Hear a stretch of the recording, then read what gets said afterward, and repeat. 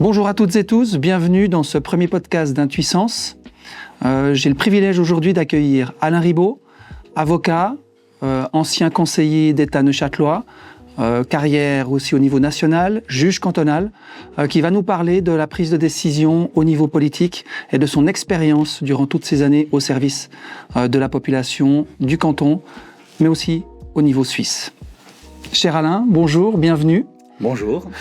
Alors avant de commencer, je te demanderais peut-être de nous donner quelques mots sur qui tu es et ce qui t'a amené finalement dans cette carrière de plus de 30 ans au profit de la population suisse.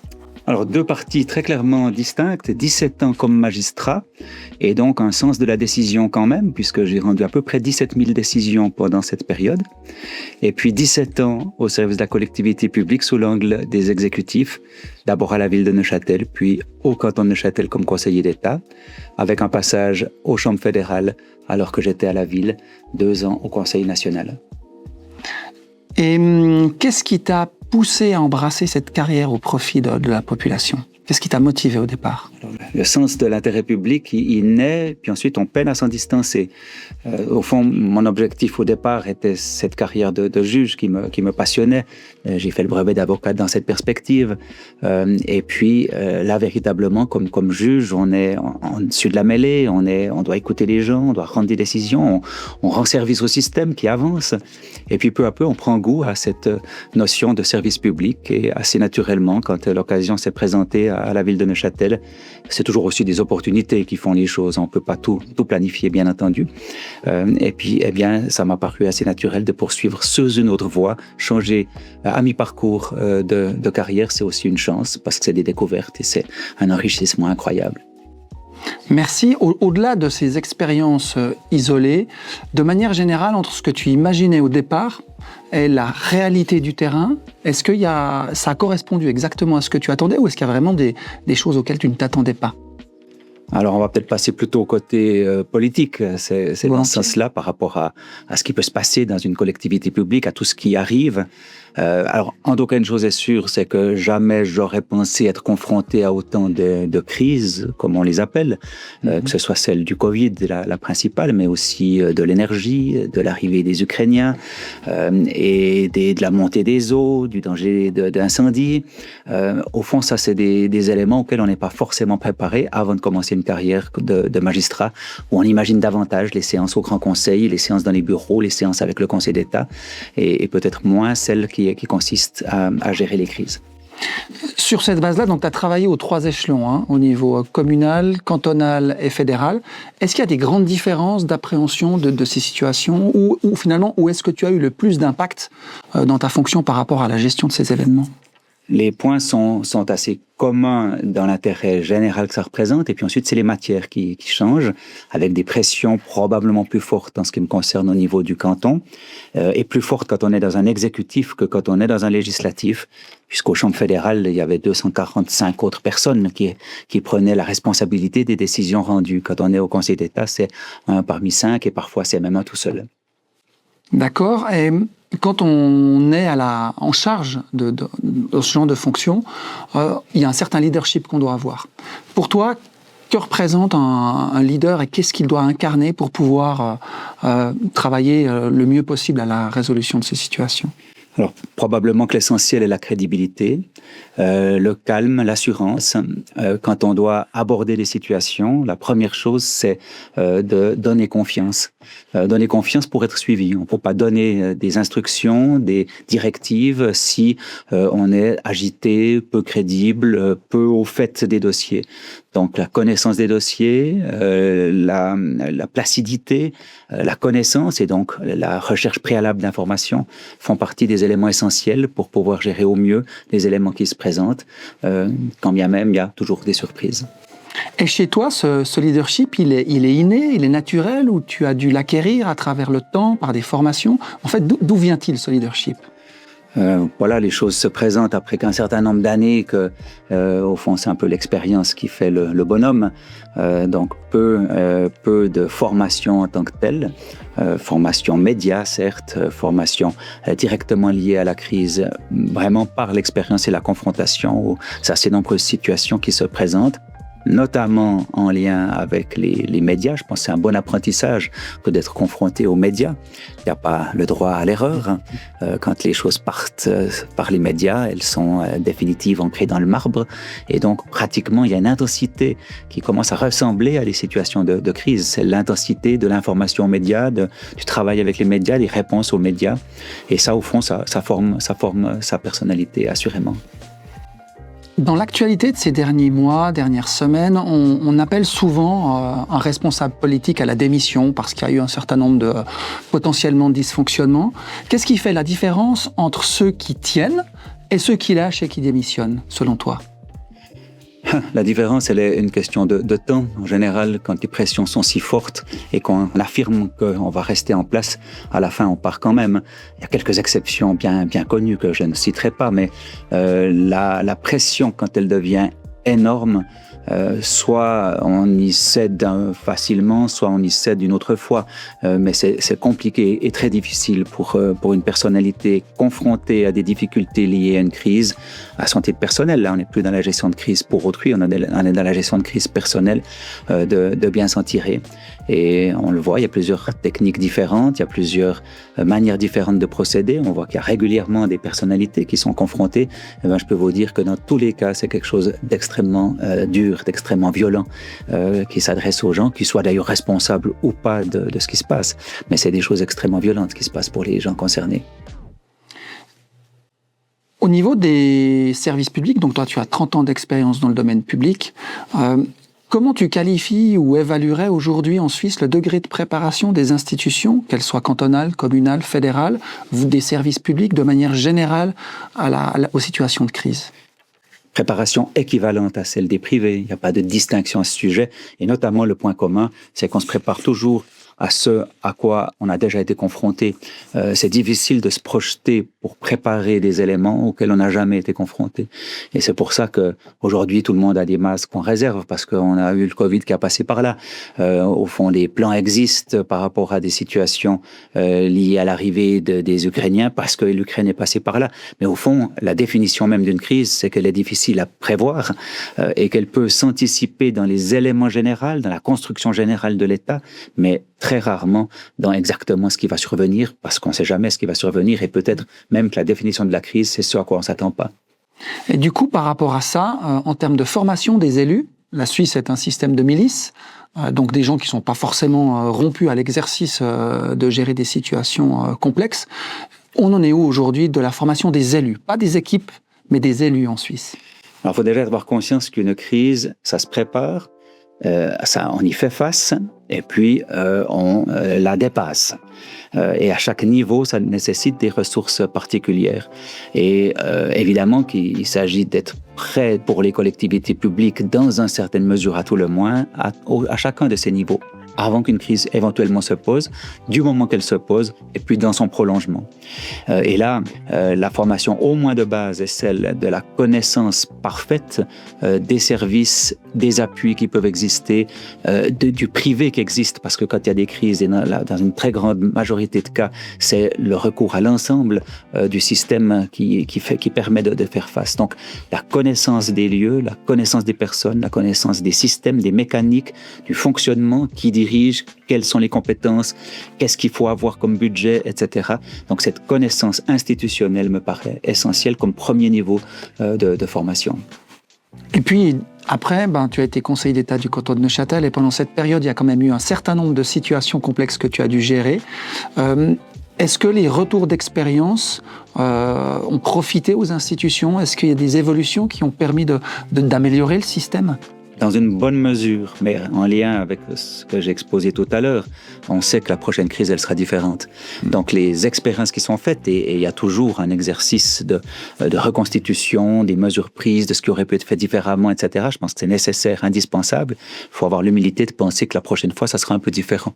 Mais ce genre d'exercice fait partie aussi de la formation à futur, sachant que les gens changent dans les administrations, les gens tournent dans les autorités, les gens tournent. Et donc, on part de l'illusion que les choses sont connues, mais en fait, il est parfois difficile d'ancrer dans la mémoire des institutions ce qui a pu se faire, ce qui s'est passé. Donc, d'où l'importance d'une bonne documentation. Oui, justement, documentation, ça sert vraiment de base, d'avoir peut-être potentiellement des analyses de risque, ensuite pour chaque risque un plan de réponse particulier. Est-ce que tu penses que ça suffit à résoudre? Ou alors, qu'est-ce qui manquerait pour pouvoir être le plus efficace? Alors les plans de crise, les plans de réaction aux crises sont autant d'éléments nécessaires de base. Après, il faut avoir la conscience d'être capable de les faire activer, de savoir avec qui les faire activer. Et pour ça, il y a donc déjà évidemment des cellules qui doivent être au clair et qui doivent suivre d'un peu plus près les choses. Chaque canton dispose d'un service dédié à la crise en général. Puis ensuite, c'est en fonction du domaine que les personnes se composent, l'équipe qui fait face à la crise. Mais il y a une cellule de crise générale qui existe et qui, elle, est au fait du déclenchement des mécaniques et des mécanismes. D'accord. Et aujourd'hui, après toutes ces expériences, qu'est-ce que tu conseillerais finalement à tout élu pour pouvoir être le plus apte finalement à gérer les crises dont il n'a aucune idée qui vont se passer ces prochains temps? D'abord, d'engager les bonnes personnes.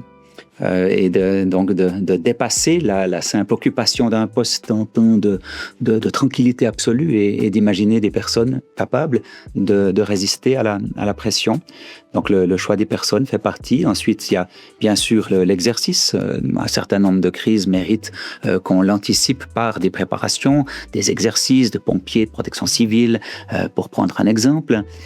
Donc la capacité de dégager un peu de temps pour s'exercer, pour avoir conscience des manières de réagir aux événements qui peuvent se poser. Après, il y a toute une difficulté, c'est que pour l'administration, et rares sont les personnes qui se tournent les pouces. Et donc les activités courantes, parfois, font qu'on néglige un tout petit peu les préparatifs qui pourraient se présenter. Donc, à se rappeler là aussi, bien sûr, qu'on doit être prêt en tout temps. On bascule maintenant sur les processus de décision. Toi, comment tu avais l'habitude de prendre des décisions importantes dans des situations extrêmes? Alors, dans le fonctionnement étatique, au fond, qui est par département, chacun apprécie, parmi les membres du gouvernement, 5 membres par hypothèse pour le canton de Neuchâtel, 7 pour le canton de Vaud, chacun apprécie au sein de son département les éléments qui permettent de nourrir la discussion. Et puis ensuite, la discussion et les décisions se prennent à 5. Alors, ça peut paraître un poil lent parce que parfois il faut décider immédiatement, mais on a ainsi le retour d'autres visions et surtout d'autres horizons, d'autres personnes. Et je pense, en tout cas, pour prendre la crise qui m'a le plus occupé, c'était celle du Covid, où les décisions étaient prises très rapidement parce qu'au fond, déjà, on était totalement dédié à cette gestion et donc rapidement mobilisable. On pouvait se retrouver les 5 en quelques minutes ou au moins par visio. Et donc, l'idée était celle de l'échange pour éviter l'erreur. L'erreur serait d'aller avec l'émotion. Trop d'émotions dans la gestion de crise peut aussi conduire à des décisions erronées. Donc il y a vraiment l'élément de réactivité, un peu d'émotion, un peu d'adrénaline, bien sûr. Mais ensuite, il faut peser le pour et le contre de chacune des décisions et anticiper ce qui va se passer par la suite. Et là, rien de mieux que l'échange avec ses pairs, avec les personnes qui sont également en charge d'un aspect ou l'autre de la crise. Comment faisais-tu, toi, pour garder cette lucidité? Est-ce que tu as des tips à donner par rapport justement à la régulation de sa propre émotion pour éviter de partir dans des biais individuels? C'était quoi ta clé à toi? Apprendre à respirer, mais c'est une manière de dire, c'est-à-dire ne pas se précipiter. Respirer, ça veut dire prendre le temps de l'analyse, ça veut dire éventuellement prendre le téléphone pour confirmer une information, ça veut dire éventuellement réunir le monde nécessaire. J'avais le département qui était justement en charge de la cellule de crise générale et donc j'ai pu m'appuyer sur un chef de très bonne qualité qui était aussi une manière d'apporter les éléments. Et c'est quand on est sûr de ce qu'on a, de ce qu'on entend et de ce qu'on pense, qu'on a cette sérénité qui est absolument nécessaire pour affronter les vents contraires. Et ces vents contraires, qu'est-ce que tu as appris sur toi-même à travers ces vents contraires, de ces expériences? Là, c'est du direct, hein, on a le sentiment qu'il faut trouver les éléments. Alors, chaque expérience dans la vie amène un bagage, amène quelque chose. Quand on a les situations dans lesquelles on se trouve, on réfléchit pas du tout à ce qu'elle peut nous apporter ou pas nous apporter. C'est après coup qu'on peut se dire, tiens, maintenant j'ai appris quelque chose. J'ai le sentiment peut-être encore plus de l'intérêt public dans des situations où il faut rassurer la population. C'est le point de départ. Les gens ont besoin d'être rassurés. Et quoi de mieux qu'en période de crise, d'être capable de rassurer la population. Donc, j'ai peut-être découvert cette importance pour moi de cette communication pour rassurer autrui. Mais la question n'était pas facile. On dit souvent qu'il faut décider vite pour donner l'impression qu'on maîtrise. Est-ce que tu es d'accord avec ça? Il faut donner les réponses au moment où les gens l'attendent. Et puis, respectivement, au moment où ils ont été convaincus que c'est le bon moment pour l'apprendre. Donc, répondre vite, c'est peut-être pas le bon terme. Répondre clairement, sans hésitation, c'est certainement plus profitable. Mais chaque décision doit se mûrir. Et pour ma part, en tout cas, je suis convaincu de ne pas avoir raison tout seul. Et donc, plutôt que de réagir immédiatement, pour moi, c'est quand même d'abord l'échange et la réflexion. Qu'est-ce qui se passe si je réagis de cette manière-là? Qu'est-ce qui se passe si j'ai réagi de telle autre manière? Donc, la réponse rapide, si elle est claire et directement bonne, évidemment qu'elle va plaire. Et je pense que la réponse, elle a besoin surtout d'être convaincante et rassurante. Et c'est à ce prix-là qu'on emmène les gens avec et que les gens peuvent baisser leur degré d'anxiété face à des situations particulières. Dans ta carrière, pas besoin de rentrer dans les détails de l'expérience vécue, mais est-ce qu'il y a une situation qui t'a particulièrement marqué et qui t'a profondément touché, qui t'a mis beaucoup de pression? Alors, celle que j'ai vécue avec le plus de pression à titre individuel, c'est certaines grosses procédures que j'ai eu à traiter comme magistrat, avec des gros impacts médiatiques par hypothèse ou des grosses peines à prononcer pour des homicides par hypothèse également, ou un mélange un peu de tout ça. Et notamment les affaires où j'étais le seul juge. Vous savez que parfois il y a 3 juges ou même 9 à l'époque pour la cour d'assises, mais parfois on est tout seul. Je l'ai été par exemple face à 41 agriculteurs, il y a de cela 46 agriculteurs, il y a de cela quelques années dans un procès très médiatique. Et là au fond on sent la nécessité de maîtriser l'entier de ce qui se passe et on sait qu'on doit le faire tout seul. Là, il n'y a pas l'échange, il y a le direct. Donc ça, c'est peut-être ces éléments-là comme magistrat où, contrairement à ce que j'exposais tout à l'heure sur l'importance de l'échange, on est souvent seul face aux situations et donc on se forme à la réaction à manière quotidienne, en fait, face à chaque situation, qui toutes sont pénibles pour les gens. Donc, en t'entendant, finalement, on se rend compte que le fait d'être une équipe de décideurs, peut-être calme cette pression. Finalement, donc le système de milice suisse est peut-être un bon exemple par rapport à la prise de décision sous pression, d'avoir plusieurs personnes qui doivent se coordonner. Ça permet d'avoir plusieurs avis et de baisser cette pression. Est-ce que tu es d'accord avec ça? Oui, le système suisse, de manière générale, crise, le fait d'avoir des gouvernements composés de 5 ou de 7 personnes, comme au Conseil fédéral, évidemment, partage la responsabilité des choses et évite de trop focaliser sur une seule personne et donc de mettre la pression sur cette seule personne. Alors, il y a des exceptions. Je pense que le Covid au plan national, c'était clairement Alain Berset. Mais néanmoins, il y a eu des apports des autres départements par rapport aux autres problématiques.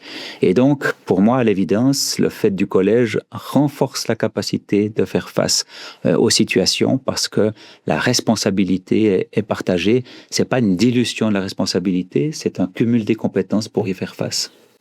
En termes de communication, comme élu, comme magistrat aussi, on est exposé à une très forte pression médiatique. Concrètement, comment est-ce que tu gérais cette pression-là et comment tu réagissais aux sollicitations médiatiques? Alors, on ne pas craindre le pire à chaque fois et en restant le plus naturel possible, ça c'est déjà la première réaction. Mais ensuite, la conscience que chaque mot a son importance et donc la préparation aux entretiens médiatiques a toute son importance. Il n'était pas opportun de répondre immédiatement au téléphone avec enregistrement immédiat. Je l'ai fait quelques fois dans des affaires relativement peu importantes. Mais si on a affaire à des affaires importantes, la communication a toute son importance puisque précisément elle fait partie de l'appui à la population et donc de ce côté qui est appelé à rassurer la population. Donc on ne peut pas se permettre de rater cette communication-là. Donc un minimum de préparation, sachant que pour les médias, c'est l'immédiateté qui compte. Il faut répondre immédiatement aux sollicitations. Et on le sait, donc on joue ce jeu-là aussi, mais on le joue aussi sachant que ça va nous aider aussi à communiquer à l'ensemble de la population. Donc c'est une manière d'évaluer entre rapidité, se nourrir du dossier, la rapidité, la connaissance, le souci d'immédiateté des médias. Et puis ensuite, il vaut mieux être un peu frais et dispo probablement pour pouvoir bien répondre. La population, c'est vraiment le public cible. En tant qu'élu, tu t'adresses à la population. Quelle ligne directrice tu te fixais, s'il y en a, chaque fois que tu t'adressais à la population dans des situations qui étaient complexes? Deux critères en tout cas, celui de s'adresser à tout le monde et pas seulement à une catégorie de la population parce que par hypothèse, on pourrait être amené, vu la situation, à s'adresser seulement à certains. Et puis le deuxième critère pour moi, c'est celui d'être conscient de la nécessité de rassurer. En rassurant, on baisse le niveau de tension. En rassurant, on permet aux interlocuteurs d'agir utilement, de bien faire les choses et de ne pas se précipiter pour aller acheter du papier de toilette à la Coop ou à la Migros. Comment tu faisais entre ce que toi, dans ta fonction, tu aimerais dire en tant que personne, en tant qu'individu, en tant que papa, et ce que tu peux dire dans ta fonction? Comment tu gérais peut-être pas cette opposition, mais ces deux paramètres en termes de communication? Alors, en matière de communication de crise, il n'y a plus qu'un paramètre, c'est le paramètre général et son statut personnel importe finalement assez peu. Quand on s'exprime en tant qu'autorité, on a l'aura de l'autorité, on a l'attente qui est fixée sur l'autorité parce qu'il faut bien que quelqu'un prenne les choses en main et c'est l'autorité. Donc, on a ce rôle-là du fait de la fonction qu'on exerce. Mais ensuite, il s'agit de penser à ceux à qui on s'adresse et puis pour moi, il n'y a jamais eu de mélange à ce niveau-là. Voilà, on arrive gentiment dans le dernier moment de cette interview. Qu'est-ce que tu aimerais dire aux élus qui sont actuellement en fonction, aux commandants de police, à tout cadre finalement qui est susceptible de gérer des situations d'urgence, de crise, situations complexes? Quel message tu t'aimerais leur donner aujourd'hui? Je dirais qu'une crise, ça se prépare, ça s'affronte, et ça se dépasse. Et au fond, la réflexion globale pour un élu, c'est à chaque étape qui se présente, d'avoir conscience de l'étape suivante. Quand on se prépare, on doit avoir conscience du moment où éventuellement elle pourrait survenir. Quand elle survient, il faut avoir conscience qu'un jour, on sera au-delà de la crise, mais qu'il faut déjà reblesser les choses, reprendre les choses. Et donc, ces trois temps méritent d'être l'objet de la plus grande des attentions. Alain, tu fais partie des experts Intuissance. Qu'est-ce qui t'a poussé à accepter de rejoindre cette équipe? La flexibilité de l'équipe et la possibilité, très ponctuellement, de rendre encore des services avec l'expérience que j'amène, 34 ans d'expérience, et pendant quelques années encore, peut-être que dans 10 ou 15 ans, on m'aura oublié, peut-être qu'aujourd'hui, j'ai encore une crédibilité qui permet d'apporter brièvement, pour des situations particulières ou plus largement une vision institutionnelle de la gestion de crise. Concrètement, ça veut dire quoi? Qu'est-ce que tu peux amener aujourd'hui? Je peux amener cette prise de conscience des trois temps de la crise, prise de conscience des préparatifs nécessaires, prise de conscience des réactions des médias selon la manière de faire les choses. Comment est-ce que, pour reprendre le moment du Covid et un moment peut-être anecdotique, mais qui montre bien toute cette difficulté, comment convaincre sa population qu'on ne peut pas aller manger au restaurant au Landron le soir, mais qu'on peut y aller à la Neufville, qui est dans la frontière suivante. Voilà, comment est-ce qu'on peut convaincre sa population de l'utilité, de l'opportunité des mesures qu'on est amené à prendre, et plus généralement d'expliquer les mécaniques institutionnelles, comment elles fonctionnent en Suisse et comment les choses peuvent fonctionner en bonne intelligence avec les trois niveaux qui sont les nôtres. Je continue, on fait un petit peu de publicité pour Intuissance. À ton avis, qu'est-ce qu'Intuissance apporte à ses clients, peut-être de plus que d'autres concurrents sur le marché? Alors, je ne connais pas toute la concurrence sur les marchés. Intuissance amène cette vision de la crise de manière très, très générale, avec des appuis ponctuels dans différents domaines qui peuvent, de manière très flexible, parce qu'au fond, les experts Intuissance ne sont pas des employés d'Intuissance, mais des mandataires possibles, d'amener des renforts sur certaines thématiques en fonction du besoin qui se présente. Merci beaucoup Alain pour cette interview. Donc voilà, vous avez entendu Alain Ribaud, 30 ans d'expérience dans le domaine public à tous les échelons suisses, communes, cantons, confédérations, dans différents domaines. Donc nous terminons ce podcast maintenant et nous vous remercions pour l'écoute attentive que vous aurez eue durant ces quelques instants.